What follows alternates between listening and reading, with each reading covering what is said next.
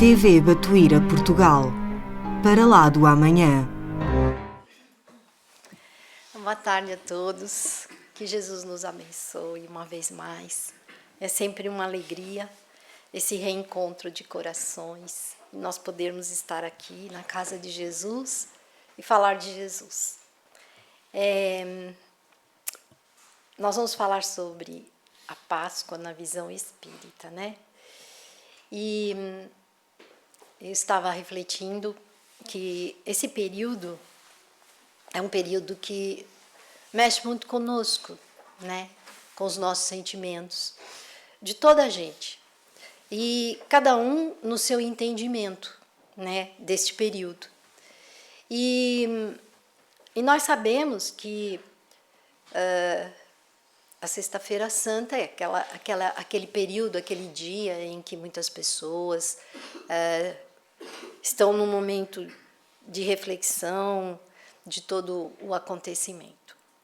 E lembrei-me que Chico, no Evangelho de Chico Xavier, dá-nos um ensinamento muito importante para todos nós, em que ele fala que Jesus deixou o último ensinamento para a humanidade, que foi o pedido de perdão. Quando ele diz: Pai, perdoa, porque eles não sabem o que fazem. E esse foi o último pedido de Jesus ao Pai. E como diz o Chico, foi o ensinamento mais importante para todos nós. E isso é um fato, porque perdoar para nós ainda é muito difícil. Não é impossível, mas é difícil. E nós temos que trabalhar esse sentimento dentro de nós todos os dias, a todo instante, para que nós consigamos, de fato, perdoarmos uns aos outros, assim como Jesus nos perdoou. E também é um período em que estamos ligados a Jesus, lembramos muito de Jesus. E numa entrevista que Geraldinho deu, ele diz que as pessoas sentem saudade de Jesus. E é nessa época em que as pessoas, assim como a época do Natal, a época da Páscoa, é uma época em que as pessoas estão mais ligadas a Jesus, né? E por quê? E como Geraldinho disse na sua entrevista, sentimos saudades de Jesus, porque nós queremos estar com Ele. Nós necessitamos de Jesus. E é por isso que ele disse que ele estaria conosco até o final dos séculos, não é? E nós vamos então, começando por falar da Páscoa, e eu achei também oportuno procurar entender o que é a Páscoa. A palavra em si é uma palavra hebraica que significa libertação. E então, esta festa, como a nossa Rosarinho falou, ela surgiu para comemorar a libertação do povo hebreu da escravidão do Egito através de Moisés. E nós, como espíritas cristãos que somos, nós queremos entender o que de fato é a libertação. E nós fomos buscar a libertação com Jesus no livro Palavras de Vida Eterna, do benfeitor Emmanuel, no seu capítulo 24, em que ele vai nos explicar sobre essa libertação. Eu pediria ao João só um favorzinho, só estender aqui a minha cábula, que é para eu poder... Aí, obrigada, João. Então, ele fala-nos nesse livro, então, na mensagem 24, que é justamente sobre a liberdade em Cristo. E Paulo, então, escreveu aos Gálatas, né, no seu capítulo 5, versículo 21, dizendo: Estais, pois, firmes na liberdade com que o Cristo nos libertou, e não vos submetais de novo ao jugo da escravidão. Isto é muito importante. Jesus veio para nos libertar, não é? E nós nos tornamos escravos de nós mesmos, né? com tudo aquilo que ainda carregamos em nós, o peso das vidas pretéritas, o fato de nós termos dificuldade em perdoar, o fato de nós sermos ainda orgulhosos e egoístas. Então, isso tudo é que nos escraviza. Portanto, o orgulho, o egoísmo, a falta do perdão são algemas para nós. E Jesus traz-nos uma proposta completamente diferente disso tudo, que é o amai-vos uns aos outros e acrescenta que devemos fazer ao próximo tudo aquilo que nós queremos para nós mesmos. E é desta ação, desta proposta divina do amigo, do companheiro Jesus, é que nós temos então que trabalhar em nós para nós nos libertarmos.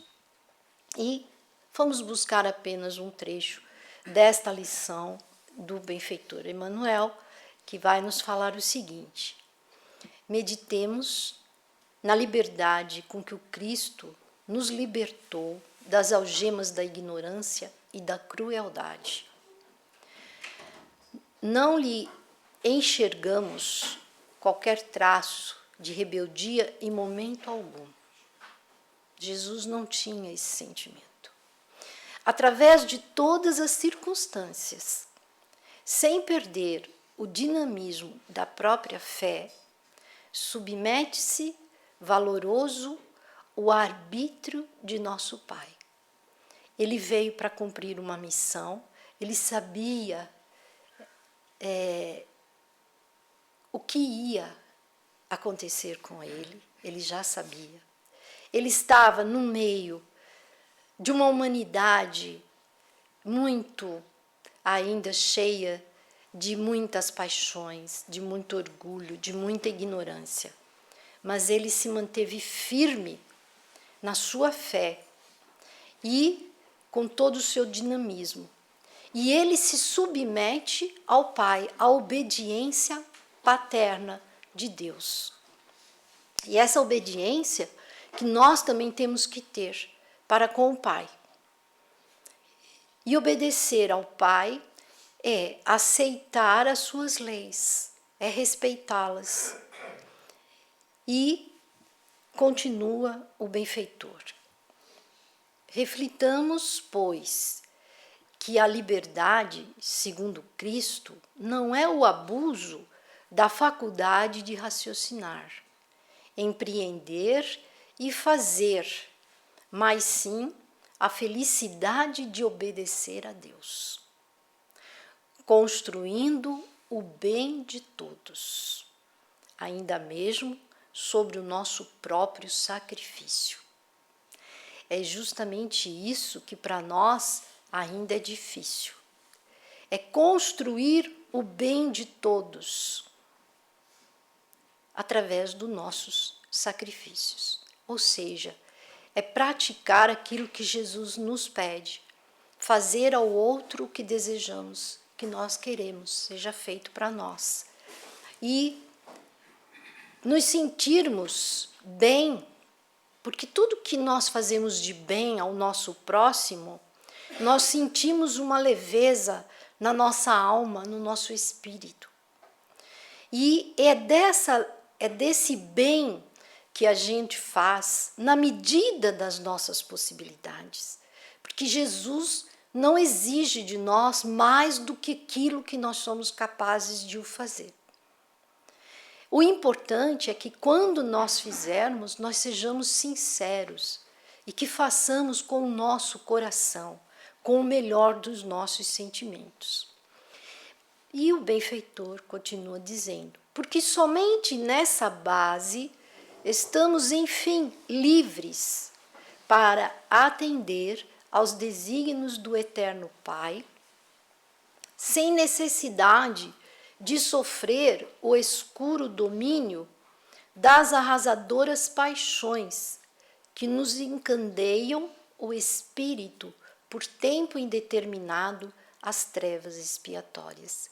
Ou seja, se nós formos obedientes às leis do Pai, se nós formos realmente filhos obedientes, procurar entender essas leis e respeitá-las, e nos libertarmos das paixões mundanas, de tudo aquilo que nos escraviza e que pesa em nós, então nós vamos conseguir, de fato, nos sentirmos mais leves, mais livres e mais felizes. Esse é o nosso objetivo. Nós desejamos a felicidade, nós desejamos nos sentir leves, livres. Nós não queremos ficar com aquele peso na nossa consciência. Então, para isso, nós temos que ser obedientes às leis eternas do Pai. Procurar entender essas leis, procurar aplicá-las no nosso dia a dia, na nossa vida. E eu diria, e acrescento por minha própria conta, valorizar muito a nossa presente encarnação. Ela é muito importante para nós. E nós temos que aproveitar esse tempo que Deus nos concedeu de regressarmos à vida da matéria, tão importante. Valorizarmos isso. E de que maneira? E hoje eu conversava com o nosso companheiro João dizendo, eu tenho que fazer um esforço muito grande no meu dia a dia para colocar o que é importante. São as coisas espirituais. As coisas espirituais têm que ser mais importantes do que as coisas materiais. E muitas das vezes fazer isso começa por onde? Começa quando, ao acordar, o primeiro pensamento, a primeira coisa que nós devemos fazer após a nossa higiene do corpo, não é? De fazermos a nossa primeira refeição, já com aquela gratidão de termos o que pôr na mesa para fazer a primeira refeição e a seguir nós termos aquele pensamento de orar a Deus, agradecer por mais um dia de vida, pelo amparo da noite que se foi, de pegar o Evangelho, de ler, de refletir sobre a mensagem que nos caiu, de ler uma outra mensagem de algum livro edificante. E isso, muitas das vezes, nós não fazemos, porque nós colocamos em primeiro lugar as coisas materiais. Nós já começamos com o dia preocupados com aquilo que nós temos que fazer no nosso trabalho. E isso é uma luta.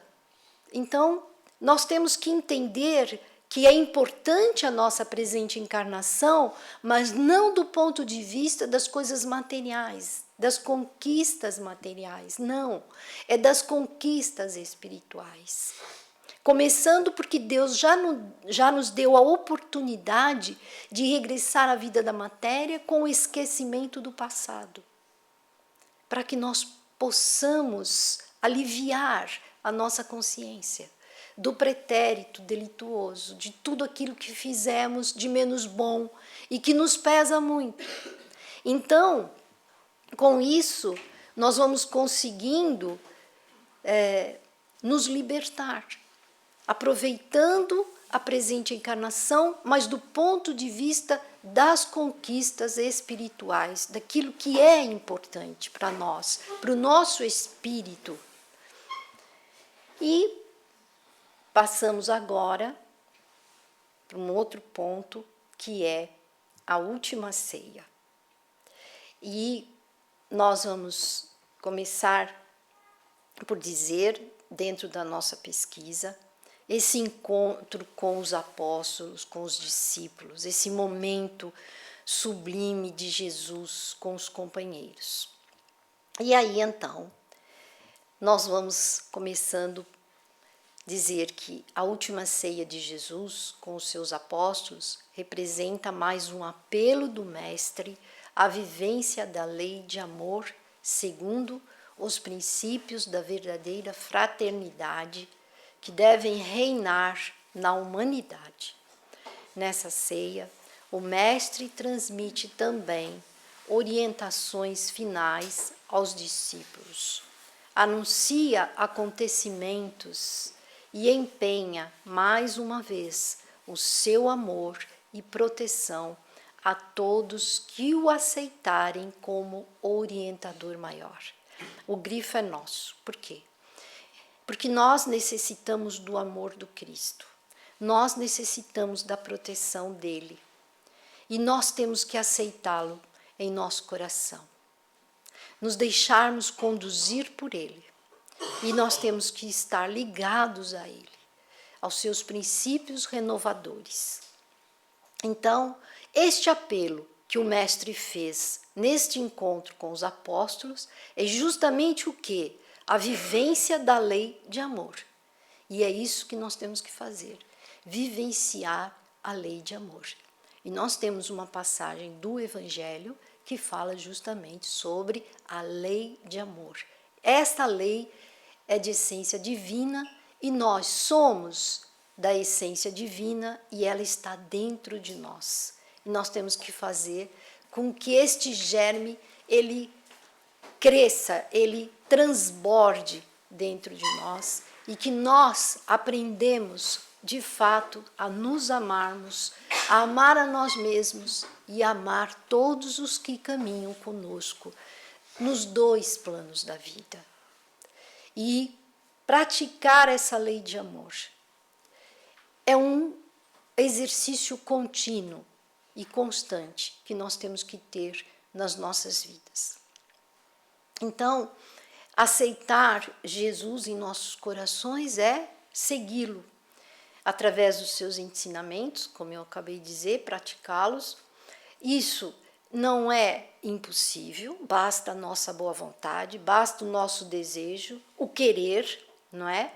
E uma das coisas que nós temos que aprender a ser, para sermos obedientes às leis do Pai e para seguir o Cristo, nós temos que ser humildes de coração.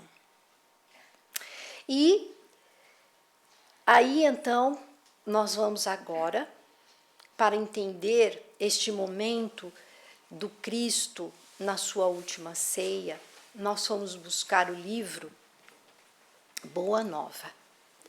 E no capítulo 25, o espírito Irmão X, que é Humberto de Campos, pela psicografia de Chico Xavier, ele vai então trazer-nos esses registros do plano, que foram no plano espiritual, e ele vai então fornecer detalhes a respeito dos fatos acontecidos naquele dia inesquecível, né, de conformidade com as anotações, então, que o Irmão X, que é Humberto de Campos, nos vai trazer. E começa, então, dizendo que, reunidos os discípulos em companhia de Jesus, no primeiro dia das festas da Páscoa, como de outras vezes, o Mestre partiu o pão com a costumeira ternura. Seu olhar, contudo, embora sem trair a serenidade de todos os momentos, apresentava misterioso fulgor, como se sua alma, naquele instante, vibrasse ainda mais com os altos planos do invisível. Continua a narração de Humberto de Campos. Em dado instante, tendo-se feito longa pausa entre os amigos, paladrores ou Messias, acentuou com firmeza impressionante: Amados, é chegada a hora em que se cumprirá a profecia da Escritura. Humilhado e ferido, terei de ensinar em Jerusalém a necessidade do sacrifício próprio, para que não triunfe apenas uma espécie de vitória tão passageira quanto as edificações do egoísmo ou do orgulho humanos.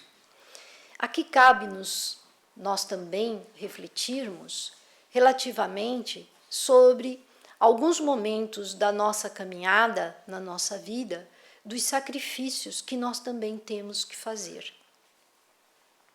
E muitas vezes, esses sacrifícios, também nós nos sentimos, por vezes, humilhados e feridos. São sacrifícios que nos cabem ainda mediante a necessidade do nosso progresso moral e espiritual. E isso também vai nos garantir a vitória. Porque nós estamos na presente encarnação com o objetivo de progredirmos. E muitas das vezes nós temos que fazer sacrifícios para que esse progresso, para alcançar esse progresso espiritual e moral. E muitas das vezes, perante a esses sacrifícios, nós também nos sentimos humilhados e feridos. Mas nós temos que ser firmes para que nós possamos triunfar, para que nós possamos sairmos vitoriosos da presente encarnação. Aceitando, por exemplo, as nossas provas, que nós mesmos pedimos antes de reencarnar. Então, quando chegamos de volta na vida da matéria, esquecemos este pedido, e quando chega o momento, nem sempre nós aceitamos aquilo que nós mesmos pedimos. E muitas das vezes nos revoltamos. E isso não é nada bom. Por quê? Isso não vai facilitar a nossa caminhada. Muito pelo contrário, vai dificultar muito mais. O peso vai ser muito maior. Mas aqui Jesus dá um grande exemplo para nós. Porque Jesus, como espírito evoluído, ele não tinha nenhuma dívida para com o Pai. Ele tinha uma missão, mas mesmo assim ele sabia. Então ele diz-nos que, humilhado e ferido, terei de ensinar em Jerusalém a necessidade do sacrifício próprio, para que não triunfe apenas uma espécie de vitória, tão passageira quanto as edificações do egoísmo ou do orgulho humano. Era muito mais do que isso. E nós também temos que perceber que nós estamos aqui não para viver a vida da matéria simplesmente, é muito mais do que isso. Nós precisamos ser vencedores de nós mesmos, de tudo aquilo que já fizemos de menos bom, e agora nós estamos tendo a oportunidade desse reajuste e de sairmos vitoriosos da nossa presente encarnação. Continuando a narrativa, diz-nos então o irmão X: os homens têm aplaudido, em todos os tempos, essa narrativa dele, do plano espiritual, as tribunas douradas, as marchas retumbantes dos exércitos que se glorificaram com despojos sangrentos, os grandes e ambiciosos que dominaram a força, o espírito inquieto das multidões. Entretanto, diz Jesus, eu vim de meu Pai para ensinar como triunfam os que tombam no mundo, cumprindo um sagrado dever de amor como mensageiros de um mundo melhor, onde reinam o bem e a verdade. Minha vitória é a dos que sabem ser derrotados entre os homens, para triunfarem com Deus na divina construção de suas obras, imolando-se com alegria para a glória de uma vida maior. E Lucas, o apóstolo, ele afirma que, em seguida, Jesus anuncia a traição que lhe aconteceria. Mas eis que a mão do que me trai está comigo à mesa. E, na verdade, o Filho do Homem vai segundo o que está determinado. Mas ai daquele homem por quem é traído. E começaram a perguntar entre si qual deles seria o que havia de fazer isso. Isso está em Lucas, no capítulo 22, versículos 21 a 23. E o impacto de tais palavras ditas por Jesus provocou angústias e ansiedades nos apóstolos. Porém, o mestre lhes tranquiliza, dizendo: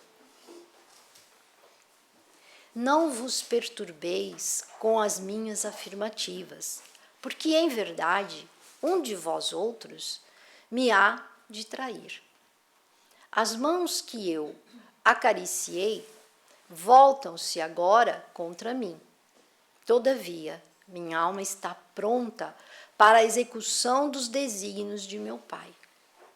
E a pequena assembleia, então, fez-se lívida, com exceção de Judas, que entabulara negociações particulares com os doutores do templo, faltando apenas o ato do beijo, a fim de consumar-se a sua defecção. Ninguém poderia contar com as palavras amargas do Messias. E é interessante porque as tradições, muitas vezes, e é um erro muito grande isso, em que chega aquele momento em que as pessoas, por falta de conhecimento e por ignorância, pegam um boneco, prende no poste, isso antigamente, eu acho que hoje isso não se faz mais, para malhar o Judas. Mas ainda se faz, conforme a Rosarinha está nos dizendo. Isso por ignorância, por não saberem o motivo pelo qual este apóstolo, ele cometeu isto. E o próprio Humberto de Campos, ele vai dizer-nos depois e explicar o que esse espírito, né, ele sentiu. Ele simplesmente, ele não era mau, ele amava Jesus. Mas aí é que está. O que ele tinha que estava falando mais alto no seu coração? Era a parte material. Era aquilo que o inquietava. Porque seguia o mestre, ele seguia e ele amava o mestre. E assim acontece conosco também. Muitas vezes queremos seguir Jesus, amar Jesus, mas tem um momento da nossa caminhada, do nosso percurso, que nós caímos. E aí, a mão divina do amigo, ele nos levanta e nos ajuda. E há muitos relatos de irmãos nossos que desencarnam e levam consigo sentimentos de ódio e vingança, e que depois, quando amparados pela espiritualidade superior, são trazidos para a reunião de intercâmbio, para o esclarecimento, o atendimento. E isso quando eles já sentem o arrependimento, e eles são amparados, e são esclarecidos, e é dado a eles uma oportunidade nova. Muitos até reencarnam. Outros reencarnam pela divina misericórdia do Pai, sem que eles mesmos o desejem. Mas está ali a mão do Mestre querido. E não vamos entrar agora aqui nos pormenores do nosso Judas e vamos seguir com a narrativa. Penosa sensação de mal-estar se estabelecer entre todos. O filho de Iscariotes fazia o possível por dissimular as suas dolorosas impressões quando os companheiros se dirigiam ao Cristo com perguntas angustiadas. Quem será o traidor? Disse Filipe, com um estranho brilho nos olhos. Serei eu? Indagou André ingenuamente. Mas, afinal, objetou Tiago, filho de Alfeu, em voz alta: onde está Deus, que não conjura semelhante perigo?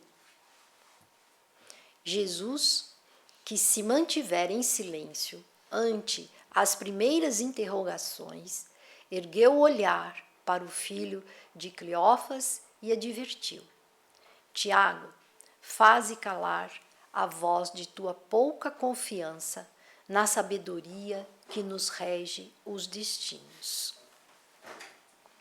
Uma das maiores virtudes do discípulo do Evangelho é de estar sempre pronto ao chamado da providência divina. Isso é muito importante para nós. Uma das maiores virtudes do discípulo do Evangelho é de estar sempre pronto ao chamado da providência divina. Nós todos somos chamados. E o próprio Evangelho também nos afirma isso. Muitos são chamados, poucos os escolhidos. Todos nós somos chamados para estarmos na companhia do Cristo, para aprender as suas lições e para praticar os seus ensinamentos. Todos nós. Não importa onde e como seja o testemunho de nossa fé. Todos nós temos que dar o testemunho da nossa fé. E normalmente isso acontece-nos quando nós passamos pela nossa prova.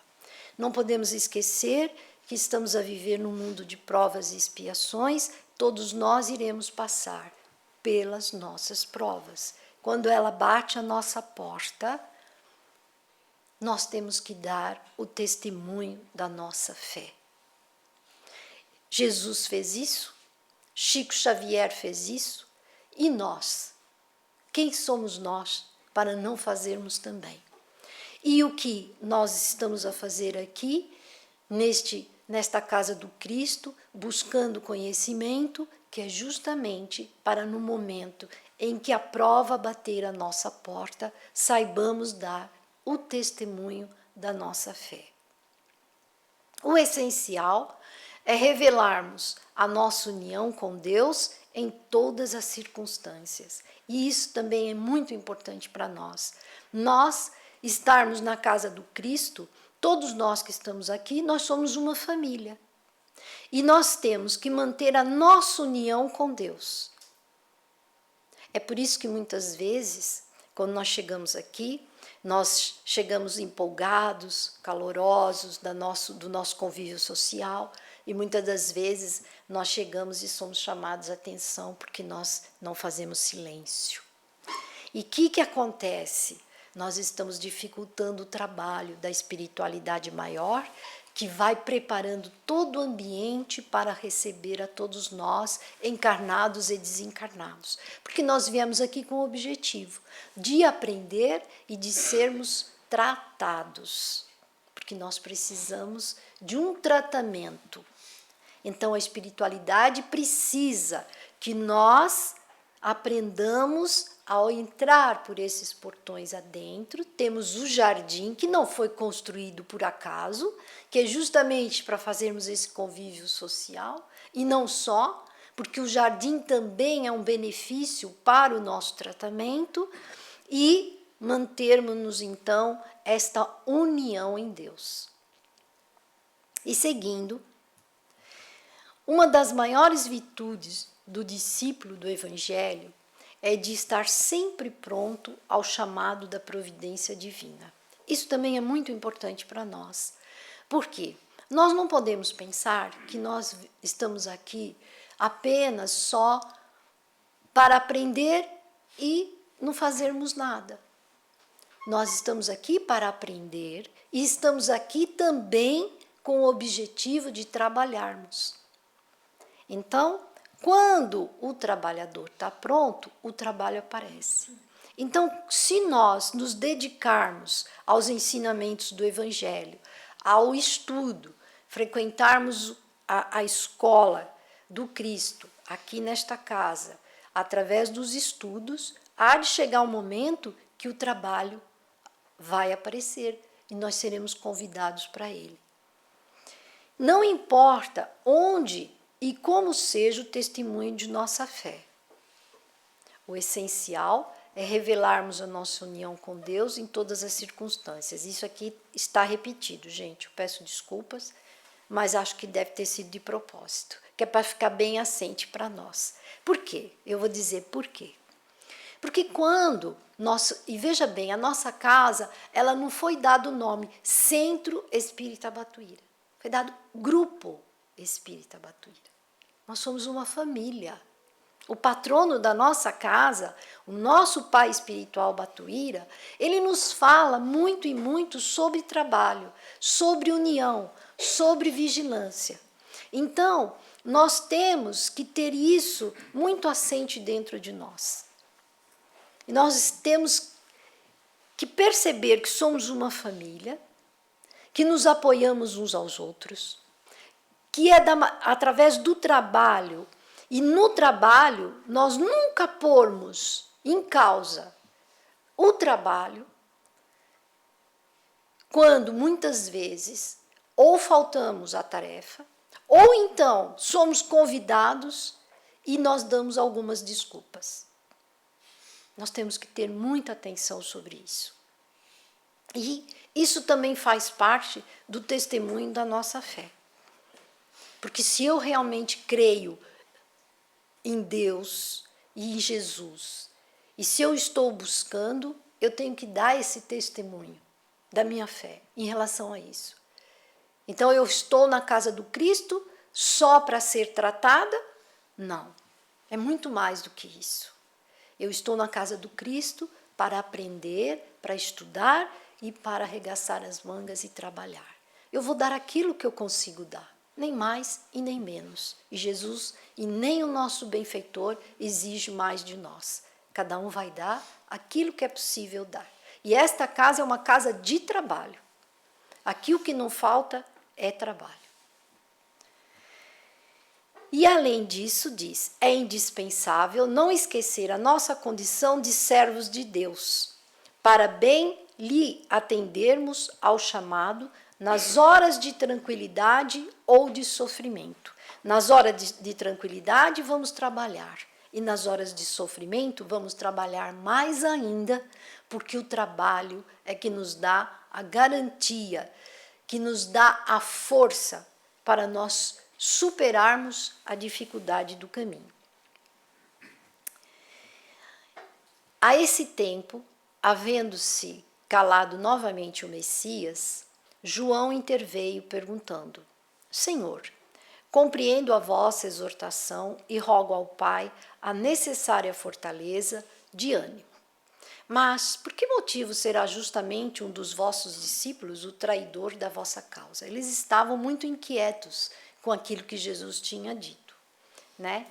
E Judas Iscariotes, e isso está em João, no capítulo 13, versículos de 21 a 30, que ele passou para a história como o traidor do Cristo. Entretanto, o apóstolo amava profundamente Jesus, como eu já vos falei, e jamais imaginando que o mestre seria aprisionado, condenado e crucificado, porque isso não lhe passara pela cabeça. Ele foi um discípulo que se deixou levar pelas ilusões do mundo, como eu já vos falei, pelas paixões, não conseguiu compreender a profundidade da mensagem cristã e entendia que o evangelho somente poderia vencer com o amparo dos prepostos de César ou das autoridades administrativas de Jerusalém. E na sua concepção, o Messias deveria deter em suas mãos todos os poderes, não compreendendo que as ideias do Mestre são do céu, e seria sacrilégio misturarmos a sua pureza com as organizações viciadas do mundo. E isso está no capítulo 24 do livro Boa Nova, intitulado A Ilusão do Discípulo. E vamos agora passar para um outro livro, também, da Lavra de Chico Xavier, também psicografado através de Chico pelo Espírito Irmão X, no seu capítulo 44, intitulado Do Aprendizado de Judas. Então, diz-nos assim: não obstante amoroso, Judas era, muitas vezes, estouvado e inquieto. Apaixonara-se pelos ideais do Messias e, embora esposasse os novos princípios, em muitas ocasiões surpreendia em choque contra ele. Sentia-se dono da boa nova e, pelo desvairado apego a Jesus, quase sempre lhe tomava a dianteira nas deliberações importantes. Foi assim que organizou a primeira bolsa de fundos da comunhão apostólica e, obediente aos mesmos impulsos, julgou servir a grande causa que abraçara, aceitando a perigosa cilada que redundou na prisão do mestre. Apesar dos estudos renovadores a que sinceramente se entregara, preso aos conflitos íntimos que lhe caracterizavam o modo de ser, ignorava o processo de conquistar simpatias. Trazia constantemente nos lábios uma referência amarga, um conceito infeliz. E isso tudo para vos dizer o quê? Que muitas vezes buscamos os estudos renovadores e muitas vezes passamos por momentos difíceis e nos traímos a nós próprios. Nos afastamos de Jesus, porque achamos que nós não estamos ainda preparados para receber tudo que Ele tem para nos dar. Mas não, nós devemos fazer exatamente o contrário. E Jesus está sempre pronto, sempre de mãos estendidas para nós. Mas é preciso o quê? Fazer aquilo que Ele nos propôs. Vigiai e orai. E vamos agora passar para um outro momento, que é justamente os ensinos e orientações de Jesus pronunciados na última ceia. E nós então vamos a partir daqui numerando esses ensinos e orientações. E o primeiro deles é o advento de outro Consolador. Jesus identifica a sinceridade nos pronunciamentos dos apóstolos, relativa ao anúncio da traição. Percebe, porém, que eles ainda não têm condições de compreenderem os acontecimentos em toda a sua extensão. Prorroga essa compreensão para o futuro, anunciando-lhes o advento de outro Consolador, que lhes fornecia todos os esclarecimentos. Se me amardes, guardareis os meus mandamentos. E eu rogarei ao Pai, e ele vos dará outro Consolador, para que fique convosco para sempre, o Espírito da verdade, que o mundo não pode receber, porque não o vê, nem o conhece. Mas vós o conheceis, porque habita convosco e estará em vós. Não vos deixarei órfãos, voltarei para vós, ainda um pouco, e o mundo não me verá mais, mas vos me vereis, porque eu vivo e vos vivereis. E vós vivereis. Desculpa. Naquele dia, conhecereis que estou em meu Pai, e vós em mim, e eu em vós. Aquele que tem os meus mandamentos e os guarda, este é o que me ama. E aquele que me ama será amado de meu Pai, e eu o amarei e me manifestarei a ele.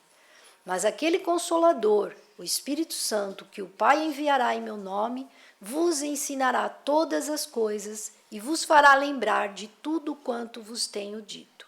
Isso está em João. E aí nós temos o quê?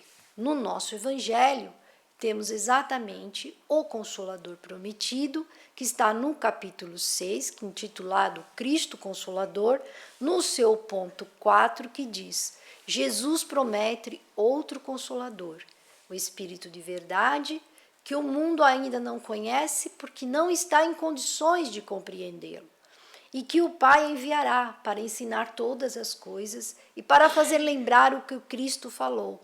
Se, portanto, o Espírito de verdade tinha de vir mais tarde, ensinar todas as coisas, é que o Cristo não dissera tudo. Por quê? Nós não estávamos preparados para aprender tudo.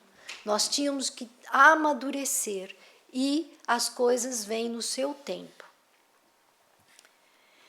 O Espiritismo, então, vem na época determinada cumprir a promessa do Cristo. O Espírito de verdade preside o seu estabelecimento. Ele relembra aos homens a observação da lei. Ele ensina todas as coisas, fazendo compreender o que o Cristo só nos transmitiu por meio de parábolas. Outro ponto também dos ensinos e orientações é Jesus exemplifica que o maior discípulo é o que se torna servidor.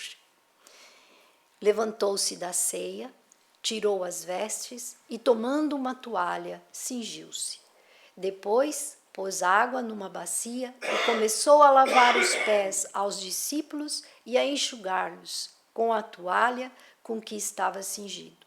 Aproximou-se, pois, de Simão Pedro, que lhe disse: Senhor, tu lava-me os pés a mim? Respondeu Jesus e disse-lhe: O que eu faço não o sabes tu agora, mas tu o saberás depois. Disse-lhe Pedro: Nunca me lavarás os pés. Respondeu-lhe Jesus: Se eu te não lavar, não tens parte comigo. Disse-lhe Simão Pedro: Senhor, não só os meus pés, mas também as mãos e a cabeça. E disse-lhe Jesus: Aquele que está lavado não necessita de lavar senão os pés, pois no mais todo está limpo. Ora, vós estáis limpos, mas não todos.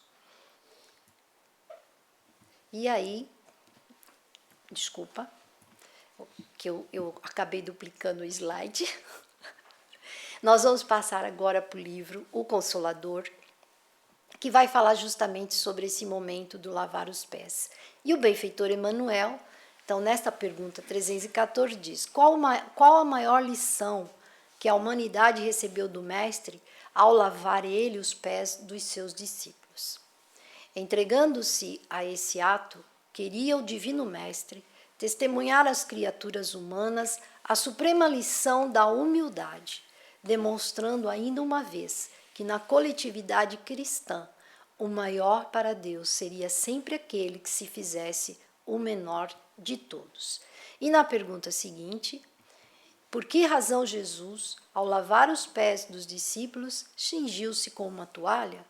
E o benfeitor então diz-nos: o Cristo, que não desdenhou a energia fraternal na eliminação dos erros da criatura humana, afirmando-se como Filho de Deus, nos divinos fundamentos da verdade, quis proceder desse modo para revelar-se o escravo pelo amor da humanidade, a qual vinha trazer a luz da vida, na abnegação e no sacrifício supremo. E aí nós vamos passar para o terceiro momento deste ensinamento, que Jesus destacava o valor da confiança no seu amor e na sua proteção. Jesus esclarece que o amor deve estar fundamentado na confiança, mesmo perante as adversidades. Não se turbe o vosso coração. Credes em Deus, crede também em mim. Mesmo vós sabeis para onde vou e conheceis o caminho. E disse-lhe Tomé: Senhor, nós não sabemos para onde vais, e como podemos saber o caminho? Disse-lhe Jesus: Eu sou o caminho e a verdade e a vida, e ninguém vai ao Pai senão por mim. E nós temos que seguir este caminho, esta verdade e esta vida, para que nós possamos um dia também alcançar este reino de Deus. E o último ensinamento, porque a hora avança, é o valor da prece. Concluídas as orientações, aos apóstolos, Jesus se retira para orar a Deus. Segue para o Horto das Oliveiras, acompanhado de Pedro, João e Tiago Maior.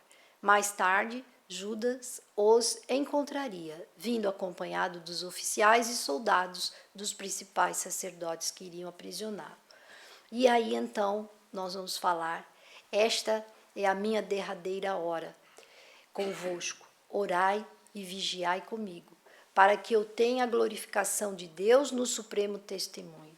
Assim dizendo, afastou-se a pequena distância, onde permaneceu em prece, cuja sublimidade os apóstolos não podiam observar. Pedro, João e Tiago Maior estavam profundamente tocados pelo que viam e ouviam.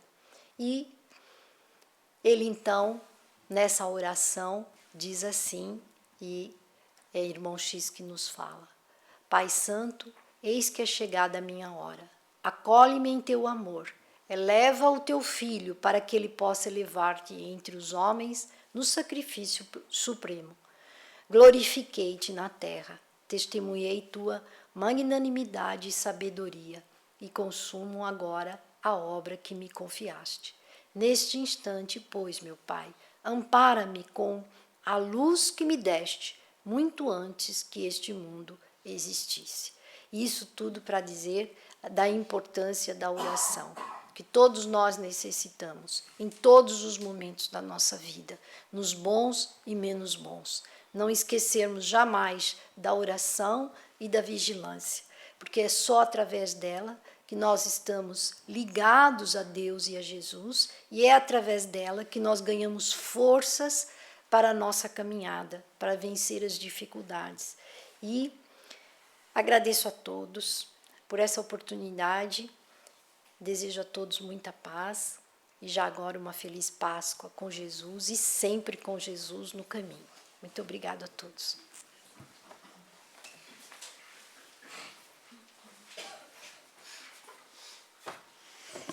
Então, boa tarde mais uma vez.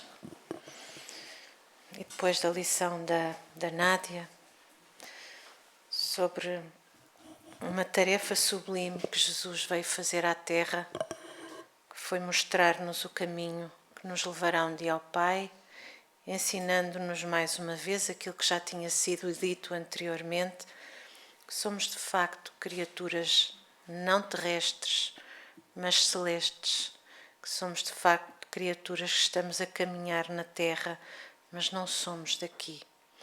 Ele veio mostrar-nos isso, também falando-nos através da sua morte, do seu profundo amor pela humanidade.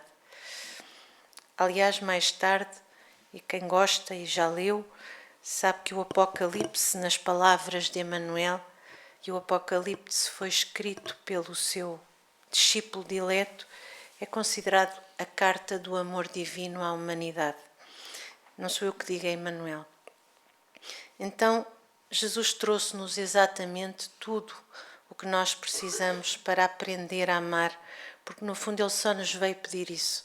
Ele só nos veio pedir que amássemos a Deus e ao próximo como a nós mesmos. Não nos pediu muito, mas nós compreendemos pelo estado da Terra que nós ainda não aprendemos a amar. Mas precisamos. Ele morreu exatamente, ou melhor, Ele partiu da Terra, deixando-nos essa mensagem no seu último pedido ao Pai. Pai, perdoa-lhes porque não sabem o que fazem. Então, vamos aprender a perdoar, vamos aprender a amar, é isso que a Páscoa nos pede. Foi para isso que Ele nasceu e foi aquela forma dele partir que nos grita sempre à nossa alma que nós temos que aprender a amar. E aprender a amar significa que vamos aprender, antes de tudo, a perdoar. E pronto, já vamos então para o final da nossa palestra de hoje e da nossa tarde, aqui no Batuíra.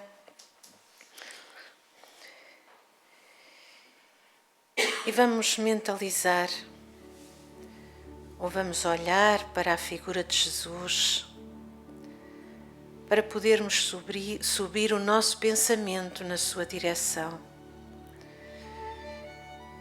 Pediu-nos Ele que vigiássemos e orássemos, mas igualmente também nos disse que se batêssemos, a porta abrir-se-ia.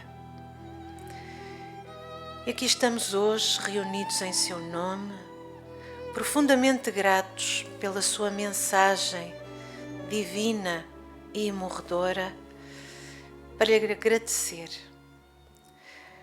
Agradecer a oportunidade de entendermos melhor a sua mensagem através do Consolador prometido.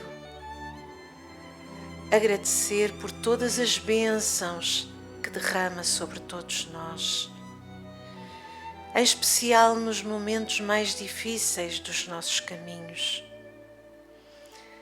Agradecer por nos acompanhar há milénios, apesar das nossas dificuldades.